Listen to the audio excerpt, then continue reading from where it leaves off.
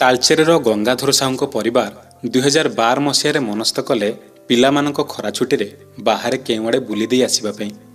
ସେତେବେଳକୁ ତାଙ୍କ ଝିଅ ଲିପ୍ସା ରାଣୀ ସପ୍ତମ ଶ୍ରେଣୀରେ ପଢ଼ୁଥିଲେ ଓ ପୁଅ ସ୍ୱସ୍ତିକ ପଞ୍ଚମ ଶ୍ରେଣୀରେ ପଢ଼ୁଥାନ୍ତି। ଯେହେତୁ ପିଲାମାନେ ବହୁତ ଥର କହିଲେଣି କୁଆଡ଼େ ଯାଇ ବୁଲି ଆସିବା ପାଇଁ, ତେଣୁ ଗଙ୍ଗାଧର ବାବୁ ମଧ୍ୟ ପିଲାଙ୍କ କଥାକୁ ନ କାଟି ଖରା ଛୁଟି ପ୍ଲାନ୍ କଲେ ପରିବାର ସହ କେଉଁଆଡ଼େ ଯାଇ ବୁଲି ଦେଇ ଆସିବା ପାଇଁ। ଗଙ୍ଗାଧର ବାବୁ ତାଳଚେର ଥର୍ମାଲରେ କାମ କରନ୍ତି। ଏଥିପାଇଁ ତାଳଚେର ସହରରେ ଭଡ଼ାରେ ରୁହନ୍ତି। ଗଙ୍ଗାଧର ବାବୁଙ୍କ ସାପ୍ତାହିକ ଛୁଟି ବାଦ ଆଉ ବେଶୀ ଛୁଟି ମିଳେ ନାହିଁ। ତେଣୁ ପିଲାମାନେ ଯେତେବେଳେ ଜିଦ୍ କଲେ, ବାବୁ ସେମାନଙ୍କ କଥାକୁ ନ କାଟି ଅଫିସରୁ ଛୁଟି ନେବା ପାଇଁ ଦରଖାସ୍ତ ଲେଖିଲେ। ଆଉ ଅଫିସ ବି 4 ଦିନିଆ ଛୁଟି ଦେଇଦେଲା। ଛୁଟି ପାଇଲା ପରେ ଘରକୁ ଆସି ପିଲାଙ୍କୁ ପଚାରିଲେ, ମୋତେ ଛୁଟି ମିଳିଗଲା, ଏବେ କୁହ କୁଆଡ଼େ ଯିବା? ଲିପ୍ସା ଓ ତାଙ୍କ ସାନ ଭାଇ ବାପାଙ୍କୁ କହିଲେ, ବାପା, ସବୁବେଳେ ଆମେ ଛୁଟି ପଡ଼ିଲେ ଗାଁକୁ ପଳାଉଛେ। ଏଥର କିନ୍ତୁ ଆମେ ଭାଇ ଭଉଣୀ ଭାବିଛୁ ଓଡ଼ିଶା ବାହାରକୁ ଅର୍ଥାତ୍ ଚେନ୍ନାଇ ଯାଇ ବୁଲି ଆସିବା। ଗଙ୍ଗାଧର ବାବୁ ପିଲାଙ୍କ ନିଷ୍ପତ୍ତିକୁ ସମର୍ଥନ ଜଣାଇ ପ୍ରସ୍ତୁତ ହୋଇଗଲେ ଚେନ୍ନାଇ ଯିବା ପାଇଁ। ଏଥିପାଇଁ ଯୋଜନା ବି ପ୍ରସ୍ତୁତ କଲେ। ଆଗେ ଥର୍ମାଲ ଷ୍ଟେସନ ଓ ସେଠୁ ଭୁବନେଶ୍ୱର ଯାଇ ଚେନ୍ନାଇ ଟ୍ରେନ୍ ଧରିବାକୁ ହେବ। ସବୁ ସଜବାଜ ହୋଇ ଘରୁ 4ଟା ଲଗେଜ ରେଡ଼ି କରି ଗଙ୍ଗାଧର ବାବୁ ଓ ତାଙ୍କ ପରିବାର ଚାଲିଲେ ଷ୍ଟେସନ ଅଭିମୁଖେ। ଗଙ୍ଗାଧର ବାବୁଙ୍କ ଘର ପାଖରେ ଥାଏ ଥର୍ମାଲ ଷ୍ଟେସନ। ଘରଠାରୁ ସକାଳୁ ସକାଳୁ ଯାଇ ପହଞ୍ଚିଗଲେ ଷ୍ଟେସନ ନିକଟରେ। ଷ୍ଟେସନରେ କୌଣସି ଟ୍ରେନ୍ ବେଶୀ ସମୟ ରହେ ନାହିଁ। ତେଣୁ ଗଙ୍ଗାଧର ବାବୁ ତାଙ୍କ ସ୍ତ୍ରୀଙ୍କୁ କହିଲେ, ତୁମେ ପିଲାମାନଙ୍କ ହାତ ଧରି ଆଗେ ଟ୍ରେନ୍ରେ ଚଢ଼ିଯିବ, ମୁଁ ଲଗେଜ ସବୁ ନେଇ ପରେ ଚଢ଼ିବି। ଏମିତିରେ ଷ୍ଟେସନରୁ ଅଧିକ ଲୋକ ଚଢ଼ନ୍ତି, ତେଣୁ ମୋ କଥା ଚିନ୍ତା କରିବନି। ତୁମେମାନେ ଆଗେ ପଶିଯାଇ ସିଟ୍ରେ ବସିଯିବ। ମୁଁ ମୋ ସୁବିଧା ଦେଖି ବ୍ୟାଗ୍ ନେଇ ଟ୍ରେନ୍ରେ ଚଢ଼ିବି। କିଛି ସମୟ ପରେ ଶୁଭିଲା ଟ୍ରେନ୍ର ହର୍ନ। ଲିପ୍ସା ଓ ତାଙ୍କ ଭାଇଙ୍କ ମନରେ ପ୍ରବଳ ଉତ୍କଣ୍ଠା। ଟ୍ରେନ୍ରେ ବସି ଚେନ୍ନାଇ ଯିବାର ମଜାଟା କିଛି ନିଆରା। ତେଣୁ ମନେ ମନେ ଖୁସି ହୋଇଯାଉଥାନ୍ତି ଭାଇ ଭଉଣୀ। ଟ୍ରେନ୍ଟି କିଛି ସମୟ ପରେ ପ୍ଲାଟଫର୍ମରେ ଲାଗିବା ବେଳକୁ ଲିପ୍ସା ଓ ତାଙ୍କ ଭାଇଙ୍କ ହାତକୁ ଧରି ବୋଉ ସିଧା ଚଢ଼ିଲେ ଟ୍ରେନ୍ରେ। ସେତେବେଳକୁ ଟ୍ରେନ୍ ବହୁତ ଜାମ୍ ଥିଲା, ତେଣୁ ଠେଲା ପେଲାରେ କଷ୍ଟେମଷ୍ଟେ ଚଢ଼ିଗଲେ। ତାଙ୍କ ପଛକୁ ଗଙ୍ଗାଧର ବାବୁ ବି ସବୁ ଲଗେଜ ଧରି ଟ୍ରେନ୍ରେ ଚଢ଼ିଗଲେ। ଟ୍ରେନ୍ରେ ଖାଲି ସିଟ୍ ଦେଖି ଲିପ୍ସାଙ୍କ ବୋଉ ଯାଇ ବସିଗଲେ ଓ ପିଲାମାନଙ୍କୁ ସାଇଡ୍ ସିଟ୍ରେ ବସାଇଦେଲେ। ଟ୍ରେନ୍ କେଇ ସେକେଣ୍ଡ ପରେ ଗଡ଼ିଲା। ସବୁ ଲଗେଜ ଗୁଡ଼ିକୁ ସାଇଜ୍ କରି ଥୋଇବାକୁ ଲାଗିଲେ ଗଙ୍ଗାଧର ବାବୁ। ହଠାତ୍ ଦେଖିଲେ ଗୋଟିଏ ବଡ଼ ବ୍ୟାଗ୍ ନାହିଁ। ମୁଣ୍ଡରେ ହାତ ଦେଇଦେଲେ ଗଙ୍ଗାଧର ବାବୁ। ଚେନ୍ନାଇ ଯିବା ପାଇଁ ନୂଆ ବ୍ୟାଗ୍ଟେ କିଣିଥିଲେ, ଆଉ ସେଇଥିରେ ଚେନ୍ନାଇ ଟିକେଟ୍ ଆଉ ଟଙ୍କା ଥିଲା। ମନେ ମନେ ବ୍ୟସ୍ତ ବିବ୍ରତ ହୋଇଯାଉଥାନ୍ତି। ଗଙ୍ଗାଧର ବାବୁଙ୍କ ବ୍ୟସ୍ତତା ଦେଖି ସ୍ତ୍ରୀ ପଚାରିଲେ, କ'ଣ ହେଲା, ଏମିତି ଗମ୍ଭୀର ହୋଇ କ'ଣ ଖୋଜୁଛ? ଗଙ୍ଗାଧର ବାବୁ କହିଲେ, ଆରେ ବଡ଼ ବ୍ୟାଗ୍ଟା ପାଉନି, ଲାଗୁଛି ଷ୍ଟେସନରେ ଛାଡ଼ି ଦେଇଛି। ଏବେ କେମିତି କ'ଣ ହେବ ଜଣାପଡ଼ୁନି। ସେଥିରେ ସବୁ କିଛି ଥିଲା। ଯଦି ବ୍ୟାଗ୍ ନ ମିଳେ ତେବେ ଚେନ୍ନାଇ ଯିବା ମୁସ୍କିଲ ହୋଇଯିବ। ଏକଥା ଶୁଣି ଲିପ୍ସାଙ୍କ ବୋଉ ଘାବରେଇ ଯାଇ କହିଲେ, ତେବେ କ'ଣ କରିବା ଏବେ? ସାଙ୍ଗେ ସାଙ୍ଗେ ଗଙ୍ଗାଧର ବାବୁ ସାନ୍ତ୍ୱନା ଦେଲା ଭଳି କହିଲେ, କିଛି ମନ ବ୍ୟସ୍ତ କରନି। ପ୍ରଭୁ ଜଗନ୍ନାଥ ଚାହିଁଲେ କିଛି ଅସୁବିଧା ହେବନି। ତୁମେ ପିଲାମାନଙ୍କୁ ନେଇ ଭୁବନେଶ୍ୱରରେ ପହଞ୍ଚ। ମୁଁ ଏଇଠୁ ଚେନ୍ ଟାଣି ଟ୍ରେନ୍କୁ ଅଟକାଇ ଦେଇ ଓହ୍ଲାଇ ପଡ଼ୁଛି, ଆଉ ବ୍ୟାଗ୍ଟି ଷ୍ଟେସନରୁ ନେଇ ପଛ ଟ୍ରେନ୍ରେ ତୁମ ପାଖରେ ପହଞ୍ଚିବି। ଏକଥା ଶୁଣି ଲିପ୍ସାଙ୍କ ବୋଉ ରାଜି ହୋଇ କହିଲେ, ହଉ, ତୁମେ ଦେଖିକି ଓହ୍ଲାଅ, ଆଉ ସୁରକ୍ଷିତରେ ଫେରିବ। ଗଙ୍ଗାଧର ବାବୁ ସେୟା ହିଁ କଲେ। ଟ୍ରେନ୍ରେ ଚେନ୍କୁ ଟାଣି ଦେଇ ଟ୍ରେନ୍କୁ ଅଟକାଇ ଦେଲେ, ଆଉ ଓହ୍ଲାଇ ପଡ଼ିଲେ। ସେତେବେଳକୁ ଟ୍ରେନ୍ଟି ଅନେକ ଦୂରକୁ ଚାଲି ଯାଇଥାଏ। ଗଙ୍ଗାଧର ବାବୁ ଆଉ କିଛି ନ ଭାବି ସେହି ଟ୍ରେନ୍ ଟ୍ରାକ୍ରେ ଧାଇଁବାକୁ ଲାଗିଲେ। ଏପଟେ ବାପାଙ୍କ ସ୍ଥିତି ଦେଖି ପିଲାମାନଙ୍କ ଉତ୍ସାହ ବି ମଳିନ ପଡ଼ିଗଲାଣି। ମୁହଁ ଶୁକାଇ ବସିଥାନ୍ତି 2 ଜଣ ଯାକ।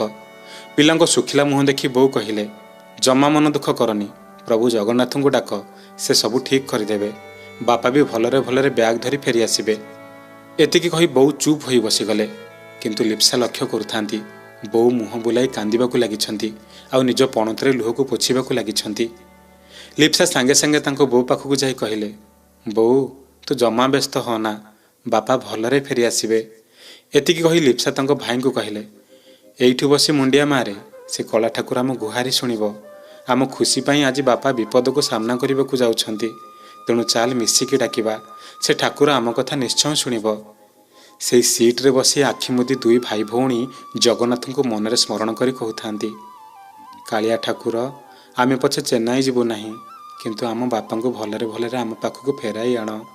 ଆମେ ଆଉ କିଛି ମାଗୁନୁ, ଏତିକି କରିଦିଅ ପ୍ରଭୁ, ଆମେ ଆଉ କିଛି ଚାହୁଁନୁ। ଏପଟେ ଗଙ୍ଗାଧର ବାବୁ ଟ୍ରେନ୍ ଟ୍ରାକ୍ରେ ଧାଇଁ ଧାଇଁ ଅନେକ ବାଟ ଚାଲି ଆସିଲେଣି। ଟ୍ରାକ୍ର ପଥରରେ ଧାଇଁ ଧାଇଁ ଗୋଡ଼ 2ଟାର ଅବସ୍ଥା ବି ଖରାପ ହୋଇଗଲାଣି। କିନ୍ତୁ ଧୈର୍ଯ୍ୟ ହରାଇ ନାହାନ୍ତି ଗଙ୍ଗାଧର ବାବୁ। ସୁନସାନ୍ ଟ୍ରାକ୍ରେ ସେମିତି ଧାଉଁଥାନ୍ତି। ମନରେ ଭାବୁଥାନ୍ତି, ପିଲାମାନଙ୍କୁ ଏକୁଟିଆ ଟ୍ରେନ୍ରେ ବସାଇ ଦେଇ ଆସିଛି, ସେମାନେ ସୁରକ୍ଷିତରେ ପହଞ୍ଚିବେ କି ନାହିଁ ଜାଣିନି। ପ୍ରଥମ ଥର ଘରୁ ଗୋଡ଼ କାଢ଼ି ବାହାରକୁ ବାହାରିଥିଲି, କିନ୍ତୁ ପ୍ରଥମରୁ ବିଶୃଙ୍ଖଳା ଦେଖାଦେଲାଣି। ଏବେ କିଛି ବୁଦ୍ଧିବାଟ ଦିଶୁନି। ତାପରେ ପୁଣି ଘାରିଛି ବ୍ୟାଗ୍ ଚିନ୍ତା। ସବୁ ଭାବି ଭାବି ପାଟିରେ କହି ଚାଲୁଥାନ୍ତି, ହେ ପ୍ରଭୁ, ମୋ ବ୍ୟାଗ୍ଟା ସୁରକ୍ଷିତରେ ଥାଉ। ସେଥିରେ ଟଙ୍କା ପଇସା ସବୁ ଅଛି। କେହି ଯେମିତି ସେଇଟାକୁ ନ ନେଇଯାଉ। ମୋ ପିଲାମାନଙ୍କୁ ତୋ ଭରସାରେ ଛାଡ଼ି ଆସିଛି। ଆଶା ଅଛି, ଭରସା ଭାଙ୍ଗିବୁନି। ଏମିତି କହି ଚାଲୁଥାନ୍ତି, ଆଉ ମଝିରେ ମଝିରେ ଜୟ ଜଗନ୍ନାଥ କହି ଚାଲୁଥାନ୍ତି। ଧାଇଁ ଧାଇଁ କିଛି ବାଟ ପରେ ହଠାତ୍ ଗଙ୍ଗାଧର ବାବୁ ଦେଖିଲେ ସାଇଡ୍ରେ ଜଣେ ଗାଈ ଚରାଉଥିବା ବାଳକ ଚାଲି ଚାଲି ଆସୁଛି, ଆଉ ପାଟିରେ ଗୋଟିଏ ଜଗନ୍ନାଥଙ୍କ ଭଜନ ଗାଇ ଚାଲୁଛି। ପିଲାଟିକୁ ଦେଖି ଗଙ୍ଗାଧର ବାବୁ ପଚାରିଲେ, ଆରେ ବାବୁରେ, ଥର୍ମାଲ ଷ୍ଟେସନ ଆଉ କେତେ ବାଟ? ପିଲାଟି ଉତ୍ତର ଦେଇ କହିଲା, ହେଇ ଆଗରେ ଦିଶୁଛି, ଆଉ ଅଳ୍ପ ବାଟ ଅଛି। ଗଙ୍ଗାଧର ବାବୁ ପିଲାଟିକୁ ଦେଖୁ ଦେଖୁ କାହିଁକି କେଜାଣି ମନରେ ଏକ ପ୍ରକାର ଆଶ୍ୱସ୍ତି ଅନୁଭବ କରୁଥିଲେ। ପିଲାଟିର ବର୍ଣ୍ଣ ସିନା କଳା, କିନ୍ତୁ ସୁନ୍ଦର ଓ ଆକର୍ଷଣୀୟ ଚେହେରାଟିଏ ପାଇଛି। ମୁଣ୍ଡରେ ଗୋଟିଏ ଗାମୁଛା ବାନ୍ଧିଛି, ଆଉ ହାତରେ ଗୋଟିଏ ବାଡ଼ି ଧରିଛି। ଗଙ୍ଗାଧର ବାବୁ ମନେ ମନେ ଭାବୁଥାନ୍ତି, ପିଲାଟିକୁ ଯିଏ ଦେଖିବ ତା ପେଟ ଆପେ ଆପେ ପୁରି ଉଠିବ। ଯେହେତୁ ବ୍ୟାଗ୍ ପାଖରେ ଗଙ୍ଗାଧର ବାବୁଙ୍କ ମନ ଥାଏ, ତେଣୁ ବେଶୀ କିଛି କଥା ନ ହୋଇ ପିଲାଟିକୁ ଧନ୍ୟବାଦ ଦେଇ ପୁଣି ଧାଇଁଲେ। ଏତିକିବେଳେ ପିଲାଟି ପୁଣି ଡାକ ପକାଇଲା, ହୋ ବାବୁ, ଏମିତି ଟ୍ରାକ୍ରେ କାହିଁ ଧାଉଁଛ? ପଡ଼ିଯିବ ଯଦି ଖଣ୍ଡିଆ ଖାବରା ହୋଇଯିବ। ପିଲାଟିର କଥାକୁ ଭ୍ରୂକ୍ଷେପ ନ କରି ଗଙ୍ଗାଧର ବାବୁ ପୁଣି ଧାଇଁବା ଷ୍ଟାର୍ଟ କଲେ। ପିଲାଟି ପୁଣି ଡାକ ପକାଇ ଅଟକାଇଦେଲା। ଗଙ୍ଗାଧର ବାବୁ ଧଇଁ ସଇଁ ହୋଇ ଟିକେ ଅଟକି ଗଲେ, ଆଉ କହିଲେ, ହଁ କ'ଣ ହେଲା କୁହ? ପିଲାଟି କହିଲା, କାହିଁକି ତୁମେ ଧାଉଁଛ? ତୁମ ଜିନିଷ ସୁରକ୍ଷିତରେ ଅଛି। ପିଲାଟି କଥା ଶୁଣି ଗଙ୍ଗାଧର ବାବୁ ଆଶ୍ଚର୍ଯ୍ୟ ହୋଇ ଭାବିଲେ, ମୁଁ କେଉଁଥିପାଇଁ ଧାଉଁଛି ବୋଲି ପିଲାଟି ଜାଣିଲା କେମିତି? ଇଏ କ'ଣ ଆଉ ମୋ ବ୍ୟାଗ୍ଟି ରଖିଦେଇଛି କି? ଗଙ୍ଗାଧର ବାବୁ ଏମିତି ଭାବୁଥାନ୍ତି। ପିଲାଟି କହିବାକୁ ଲାଗିଲା, ତୁମେ ତରତରରେ ଟ୍ରେନ୍ରେ ଚଢ଼ିଗଲ, ଆଉ ମୁଁ ତୁମ ବ୍ୟାଗ୍କୁ ସେ ଷ୍ଟେସନ ମାଷ୍ଟର ପାଖରେ ରଖିଦେଇ ଆସିଛି। ତୁମ ବ୍ୟାଗ୍ ସୁରକ୍ଷିତରେ ଅଛି। ତୁମେ ଜମା ବ୍ୟସ୍ତ ହୁଅ ନା, ଆରାମରେ ଯାଅ, ଆଉ ବ୍ୟାଗ୍ଟିକୁ ନେଇ ଆସିବ। ପିଲାଟିର କଥା ଶୁଣି ଗଙ୍ଗାଧର ବାବୁ କହିଲେ, ତୁମେ ସତ କହୁଛ? ମୋ ବ୍ୟାଗ୍ଟି ସେ ଷ୍ଟେସନ ମାଷ୍ଟର ପାଖରେ ଅଛି? ପିଲାଟି କହିଲା, ମୁଁ ମିଛ କୁହେନି। ତୁମେ ଯାଅ, ଦେଖିକି ନେଇ ଆସିବ। ପିଲାଟିର କଥାକୁ ଶୁଣି ନିଜକୁ ହାଲୁକା ଅନୁଭବ କରି ସାଙ୍ଗେ ସାଙ୍ଗେ ପିଲାଟିକୁ ପୁଣି ଧନ୍ୟବାଦ ଦେଇ ଗୋଟିଏ ଗୋଟିଏ କରି ଯାଇ ପହଞ୍ଚିଲେ ଷ୍ଟେସନ ପାଖରେ। ଷ୍ଟେସନ ମାଷ୍ଟରଙ୍କ ପାଖକୁ ଯାଇ ଗଙ୍ଗାଧର ବାବୁ କହିଲେ, ଆଜ୍ଞା, ମୁଁ ଷ୍ଟେସନରେ ବ୍ୟାଗ୍ଟି ଭୁଲି ଯାଇଥିଲି। ଶୁଣିଲି ଆପଣଙ୍କ ପାଖରେ ଅଛି ବ୍ୟାଗ୍ଟି, ତେଣୁ ମୁଁ ଅଧାରୁ ଟ୍ରେନ୍ରୁ ଓହ୍ଲାଇ ଧାଇଁ ଆସିଛି। ଷ୍ଟେସନ ମାଷ୍ଟର କହିଲେ, ତୁମ ବ୍ୟାଗ୍ କି ନାହିଁ ଜାଣିବା ପାଇଁ ଆଗେ କୁହ ସେଥିରେ କ'ଣ ଅଛି। ତୁମେ ଠିକ୍ରେ କହିଲେ ଯାଇ ବ୍ୟାଗ୍ଟି ତୁମର ବୋଲି ଜଣାପଡ଼ିବ, ଆଉ ତୁମକୁ ଦିଆଯିବ। ଗଙ୍ଗାଧର ବାବୁ ସବୁ ଠିକ୍ ଠିକ୍ କରି କହି ବ୍ୟାଗ୍ଟି ଆଣିବା ବେଳେ ଦେଖିଲେ ଷ୍ଟେସନ ମାଷ୍ଟରଙ୍କ ପାଖରେ ଥିବା ଜଗନ୍ନାଥଙ୍କ ଫଟୋ ତଳେ ବ୍ୟାଗ୍ଟି ରଖାଯାଇଛି।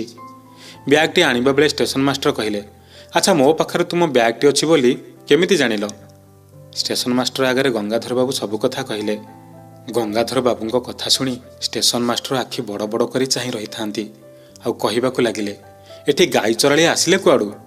ବ୍ୟାଗ୍ଟି ଷ୍ଟେସନ ପାଖରେ ଥିଲା, ତେଣୁ ତାକୁ ଉଠାଇ ମୋ ପାଖକୁ ନେଇ ଆସିଲି, ଆଉ ଏଠି ଏଇ ଜଗନ୍ନାଥଙ୍କ ଫଟୋ ତଳେ ରଖିଦେଲି। ଦ୍ୱିତୀୟ ବ୍ୟକ୍ତି ଏ ବାବଦରେ କିଛି ଜାଣିନାହାନ୍ତି। ଏବେ ସେ ଗାଈ ଚରାଳି ପିଲା ଜାଣିଲା କେମିତି? ତା ଛଡ଼ା ଆଖପାଖରେ କୌଣସି ଗାଈ ଚରାଳି ନାହାନ୍ତି, କି ଗାଈ ଟ୍ରାକ୍ ପାଖକୁ ଆସନ୍ତି ନାହିଁ। ଅନେକ ବର୍ଷ ହେଲା ମୁଁ ଚାକିରି କରିଛି। ସବୁଦିନ ଆମର ଟ୍ରାକ୍ରେ ପାଟ୍ରୋଲିଂ ହୁଏ, କିନ୍ତୁ ସେଭଳି ଗାଈ ଚରାଳି କେବେ ଦେଖିନାହୁଁ। ତୁମକୁ ବୋଧେ ସେ ଜଗନ୍ନାଥ ସାହାଯ୍ୟ କରିବାକୁ ଆସିଥିଲେ। ତୁମେ ସତରେ ଧନ୍ୟ ହୋଇଗଲ ବାବୁ। ଷ୍ଟେସନ ମାଷ୍ଟରଙ୍କ କଥା ଶୁଣି ତାଜୁବ ହୋଇ ଛିଡ଼ା ହୋଇଥାନ୍ତି ଗଙ୍ଗାଧର ବାବୁ। ବ୍ୟାଗ୍ ନିକଟରେ ଥିବା ଜଗନ୍ନାଥଙ୍କ ଫଟୋକୁ ଦେଖି ଦୁଇଧାର ଲୁହ ଗଡ଼ାଇ ଦେଇ କହିଲେ, ମହାପ୍ରଭୁ, କେତେ ଦୟାବାନ ଆପଣ। ଖୋଲା ମନରେ ଡାକିଦେଲେ ରତ୍ନ ସିଂହାସନ ଛାଡ଼ି ଚାଲି ଆସୁଛ। ମୁଁ ତ ପାପୀଟାଏ, ବସ୍ତୁପ୍ରେମ ମୁହଁରେ ଦୌଡ଼ୁଥିଲି। ତୁମକୁ ବା ଚିହ୍ନିଥାନ୍ତି କେମିତି? ମୋତେ ବାଳକ ରୂପରେ ଦର୍ଶନ ଦେଇ ଧନ୍ୟ କରିଦେଲ ଠାକୁରେ। ମୁଁ ଧନ୍ୟ ହୋଇଗଲି।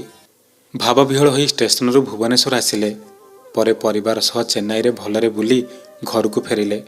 ଆଉ ଯେବେ ଏହି ଘଟଣା ମନେ ପଡ଼ିଯାଏ, ଗଙ୍ଗାଧର ବାବୁଙ୍କର ଦୁଇଧାର ଲୁହ ଆଖି କୋଣରୁ ଆପେ ଆପେ ଚାଲିଆସେ। ସତରେ ତା ଭକ୍ତ ବିପଦରେ ପଡ଼ିଲେ ସେ କେମିତି ରତ୍ନ ସିଂହାସନରେ ବସିଥାନ୍ତା। ସେ ବି ଚାଲି ଆସୁଛି ସାହାଯ୍ୟ କରିବା ପାଇଁ, ଖାଲି ଖୋଲା ମନରେ ଡାକିପାରିଲେ ହେଲା। ତାଳଚେରରୁ ଲିପ୍ସା ସାହୁ ଭଉଣୀ ପଠାଇଛନ୍ତି ଏହି ଅନୁଭୂତିଟି।